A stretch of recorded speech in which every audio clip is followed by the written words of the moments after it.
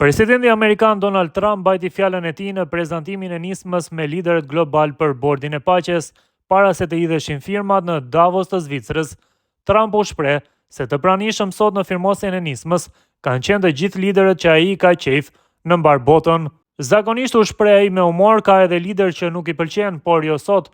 Të pranishëm në Davos gjatë prezantimit të nismës ishte edhe presidenti i Kosovës Vjosa Osmani. Kemi një grup të madh të rinj që e udhëheqin, çdo vend dëshiron të jetë pjesë. Dërguam letra disa ditë më parë dhe i tham këtu në Davos vendeve që do të ishim të kënaqur që do të jeni pjesë tani. Tani janë këtu dhe unë i pëlqej të gjithë.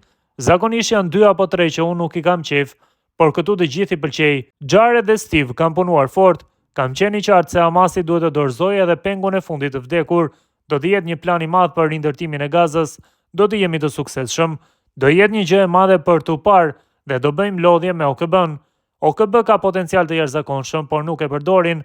Në 8 luftëra që i dhash fund, nuk fola me OKB-n. Nuk e bën, u përpoqën, por nuk e bën. Kombinimi i bordit me OKB-n do të jetë i jashtëzakonshëm për botën. Së bashku jemi në një shans të fundit urrëtie të dekadave, derdhjen e gjakut për atë rajon dhe për të gjithë botën. Do të kemi paqe në botë dhe do të jetë një trashëgimi për të gjithë, u shpreh Trump. Më tej ai vijoi: "Ka një arsye pse jeni sot këtu. Jeni nga njerëzit më të fuqishëm në botë. Kur e përdorni talentin tuaj për paqen, e kundërta e paqes nuk ka asnjë shans.